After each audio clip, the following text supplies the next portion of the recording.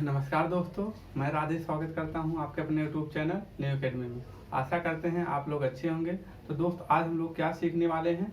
आज हम लोग सीखेंगे जो मध्य का विशाल मैदान है या उसको उत्तर का विशाल मैदान है, उसको एक बेहतर तरीके से सीखेंगे, देखेंगे उसका विस्तार जो है कहाँ कहाँ से कहाँ तक जो है मध्य विशाल जो मैदान है वो कहाँ तक है।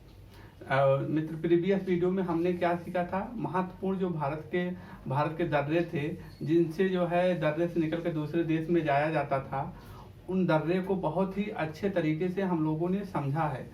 और जो मित्र वो वीडियो ना देखे हों, वो वीडियो जाकर वो प्लेलिस्ट में उनकी लिंक दे दी जाएगी। आप लोग वहां से जाकर के उस वीडियो को एक अच्छे तरीके से समझिए। अगर आपको जो है जो कन्फ्यूजन होता है, वो कन्फ्यूजन आपका दूर हो जाएगा। और जो है उससे एक क्वेश्चन जो एग्जाम में आने की बहुत ज़्यादा प्रबल संभावना होती है, दर्रे से पूछा जाता है कि इस दर्रा कहाँ है, तो आपका एक क्वेश्चन जो है कंप्लीट हो जाएगा। और आज के वीडियो में हम लोग क्या सीखने वाले हैं? विशाल मैदान, भारत का विशाल मैदान देखेंगे कहाँ कहाँ तक है, उसका विस्तार कहाँ तक पाया जाता है। तो दोस्त, चलिए शुरू करते हैं। भारत का विशाल मैदान या उत्तर का विशाल मैदान। ठीक है दोस्त, देखते हैं। पहले तो हम लोगों ने क्या सीख लिया है? हम लोगों ने सीख लिया है क्या? हिमालय की जो तीनों श्रेणियां हैं, जिससे ट्रांस हिमालय था, यहाँ ट्रांस हिमालय के अंतर्गत हम लोगों ने 3 श्रेणियां पढ़ा था। काला जाट पढ़ा था, यहाँ से 3 श्रेणियां थी। ये काला जाट पढ़ लिया था हम लोगों ने, ये ट्रांस हिमालय के अंतर्गत था। इसके बाद हम लोगों ने क्या पढ़ा था? इसके बाद हम लोगों ने पढ़ा था कि हिमालय का वर्गीकरण देखा था हमने पढ़ने के दृष्टि से। ये हो गया ट्रांस हिमालय का पार्ट, तीनों हो गया। इसके बाद हम लोगों ने क्या सीखा था? हिमालय तीनों श्रेणियां कौन कौन है? एक महान हिमालय हो गया, तो एक इस तरीके से जाता है, महान हिमालय हो गया। और इसके बाद लघु हिमालय था, लघु हिमालय हो गया। और इसके बाद बा हिमालय, जिसे कहा जाता है उप हिमालय कहा जाता, अरे सॉरी, बा हिमालय जो है ये हो गया। अब इसके नीचे जब आते हैं, ये हो गया शिवालिक हो गया, बा हिमालय को शिवालिक भी कहा जाता है। अब शिवालिक के नीचे जो आता है वो उसी को पार्ट को मैदान कहा जाता है। आइए हम उन्हें देखते हैं, कहाँ उनका विस्तार कहाँ से कहाँ तक पाया जाता है। तो देखिए दोस्त, पहले तो अब देखते हैं कितने पार्ट में पाया जाता है। तब यहाँ से देखिए, ये अपना क्या है? राजस्थान हो गया। ये कुछ इस तरीके से राजस्थान हो गया दोस्त। और इसके बाद क्या पड़ता है? यहाँ कौन सा मैदान पड़ेगा? यहाँ पंजाब है, यहाँ हरियाणा है, यहाँ दिल्ली है। तो ये तीनों मिलाकर एक हो गया। ये जो है तीनों क्षेत्र हो गया, दिल्ली या पंजाब, हरियाणा, दिल्ली का क्षेत्र हो गया। इसके बाद इधर आते हैं हम लोग, इधर आते हैं, ये हो जाएगा गंगा का मैदान। ये जो है यहाँ तक जो है गंगा का मैदान हो जाएगा। इसके नीचे आते हैं हम लोग, ये पार्ट है, ये जो है निम्न गंगा का मैदान हो जाएगा। और यहाँ जो है दोस्त, यहाँ कौन सा है? एक क्षेत्र यहाँ विशाल मैदान है। ठीक है, कितने पार्टों में है? पहले हम उन्हें लिखते हैं कौन कौन सा पार्ट है। तो लिखते हैं हम लोग कौन कौन से पार्ट में पाया जाता है। तो एक हो गया राजस्थान। ये क्या है? राजस्थान हो गया। राजस्थान का विशाल मैदान विशाल मैदान हो गया। ये राजस्थान का विशाल मैदान हो गया दोस्त। इसके बाद एक यहाँ कौन सा पड़ता है? तो यहाँ आप क्या बताएंगे? यहाँ पंजाब हरियाणा का विशाल मैदान। यहाँ क्या है? पंजाब हरियाणा का विशाल मैदान, पंजाब हरियाणा का विशाल मैदान।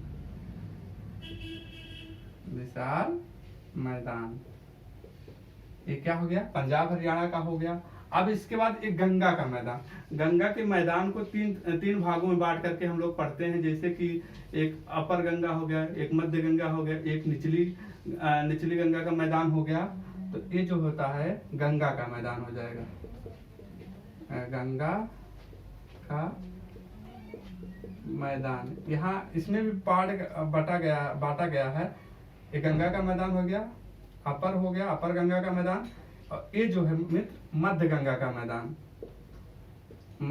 का मैदान हो जाएगा। और ये जो है, ये पार्ट जो है यहाँ से लेकर ये जो पार्ट है क्या हो जाएगा? निम्न गंगा का मैदान। निम्न कह सकते हो या निचला गंगा का मैदान हो गया। ठीक है दोस्त, इतना जो है ये हो गया राजस्थान का विशाल मैदान हम लोगों ने देखा, ये राजस्थान का विशाल मैदान हो गया दोस्त। इसके बाद ये पंजाब हरियाणा का विशाल मैदान हो गया, ये पंजाब हरियाणा का विशाल मैदान हो गया। ये गंगा का विशाल मैदान हो गया। अब गंगा के विशाल मैदान में 3 तरीके से हैं, एक अपर गंगा का मैदान, मध्य गंगा का मैदान और निचले गंगा का मैदान। और यहाँ क्या पड़ जाता है, ब्रह्मपुत्र नदी का मैदान, या कह सकते हैं आप गंगा ब्रह्मपुत्र का मैदान, मतलब ब्रह्मपुत्र का मैदान यहाँ है। यहाँ असम में क्या है, ब्रह्मपुत्र का मैदान, ब्रह्मपुत्र का मैदान कहाँ है, असम में। तो ब्रह्मपुत्र नदी से आ गया। तो इस तरीके से ये विभाजन किया गया है, भौतिक विभाजन इस तरीके से देख रहे हैं किया गया है इनका। तो इसी तरीके से जो हम लोग इसका देखेंगे। ठीक है दोस्त, इतना तो देख लिए हम लोग। अब इसके बाद आते हैं, देखते हैं कि कितने तरीके से है इनका जो है विभाजन। 2 तरीके से किया गया है इनका विभाजन। आप देख आप भौतिक उत्तर का विशाल मैदान विभाजन कितने तरीके से किया गया है, 2 तरीके से किया गया है। 2 तरह से किया गया है, 2 तरह से किया गया है। कौन कौन सा है, कौन कौन सा है, एक भौतिक स्थलाकृत के आधार पर, एक प्राकृतिक जो है प्राकृतिक के आधार पर, मतलब जो है यहाँ लिखिए एक भौतिक के आधार पर किया गया है। पहला किस तरीके से विभाजन किया है, भौतिक, भौतिक या स्थलाकृत, स्थलाकृत के आधार पर किया गया है। दूसरा क्या होता है, प्राकृतिक विभाजन के आधार पर किया गया। दूसरा क्या है, प्राकृतिक विभाजन के आधार पर, प्राकृतिक विभाजन के आधार पर।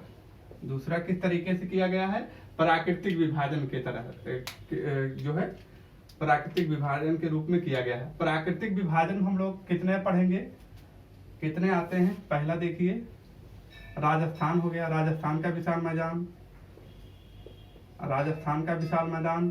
और दूसरा आएगा हम लोग क्या पढ़ेंगे, पंजाब हरियाणा का विशाल मैदान, पंजाब व हरियाणा का विशाल मैदान। और तीसरे में क्या, तीसरा क्या पढ़ेंगे, पहला दूसरा तीसरा हो गया। और तीसरा गंगा का मैदान, गंगा का मैदान। गंगा के मैदान हम लोग 3 पढ़ेंगे, क्या क्या। अब ऊपरी गंगा कह सकते हैं, ऊपरी गंगा का विशाल मैदान, मध्य गंगा का विशाल मैदान, और तीसरे नंबर पे निम्न या निचला गंगा का मैदान।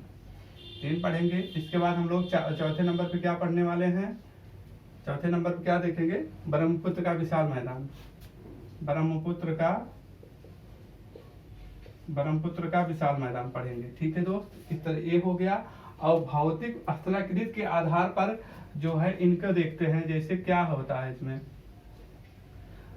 ये कोई वैसे नहीं है, ये जो है यहाँ जो हम लोग देखेंगे, यहाँ क्या होगा, ये शिवालिक पर्वत, शिवालिक हो गया। शिवालिक से जब नदियां ऐसे आएगी, यहाँ से नदियां ऐसे आएंगी, तो ऐसे से ये हो गया, ऐसे ऐसे जो पत्थर लाती हैं, जब शिवालिक जब नदियां निकलती हैं, तो जो पहले ही पड़ता है उसे क्या पड़ता है, भांवर का क्षेत्र पड़ता है, उसे कहते हैं भांवर का क्षेत्र। पहला क्या हो गया, भांवर का क्षेत्र। उसके नीचे कौन सा क्षेत्र आ जाता है, उसके नीचे कौन सा क्षेत्र आ गया, यहाँ कौन सा क्षेत्र आ जाएगा, भांवर के नीचे कौन सा है, तराई क्षेत्र, जो कि फसल के लिए बहुत ही उपयोगी भूमि कहा जाता है। तराई हो गया। तराई के नीचे कौन सा आएगा, यहाँ इसके बाद इसके नीचे आएगा, तराई के नीचे क्या आ जाएगा, बांगर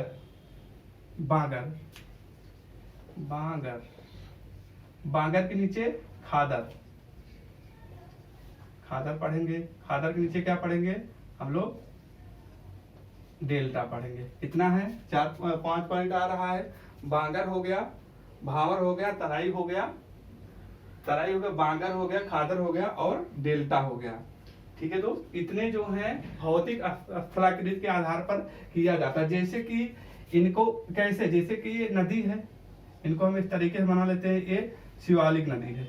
मतलब लघु हिमालय से नदियां जब आती हैं, ऐसे आती हैं, तो जब नदी यहाँ से गिरेगी तो यहाँ क्या हो जाता है, यहाँ बड़े बड़े पत्थर हो जाते हैं, कंकड़ हो गए, पत्थर हो गए, ये सब हो जाते हैं। तो यहाँ से जब नदी निकलेगी तो इसी को भांवर कहा जाता है, इसी को भांवर कहा जाता है। और भांवर में नदियां कहते हैं पता नहीं चल पाता उनकी धाराओं का, क्योंकि कंकड़ पत्थर में होता है, भांवर के क्षेत्र पूरा बड़े बड़े कंकड़ ले आके यहाँ गिराती हैं, तब यहाँ से फिर नदियां जो है निकलती हैं इस तरीके से।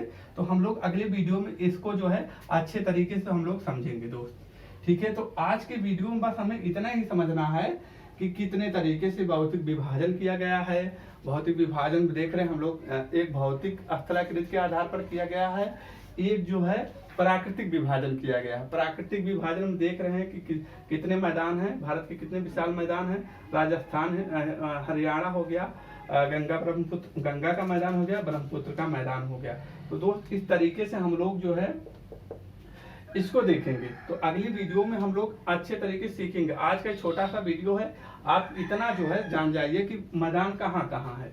तो इतना जान गए, इसके बाद हम लोग पढ़ेंगे ये जो है स्थलाकृति के आधार पर भांवर, तराई, भांगर, ये सब पढ़ेंगे। तो ठीक है दोस्त, मिलते हैं अगले एक और बेहतर क्लास में। आशा करते हैं आप लोग अच्छे होंगे और स्वस्थ होंगे और बेहतर ढंग से पढ़ाई कर रहे होंगे। जय हिंद, जय भारत, वंदे मातरम।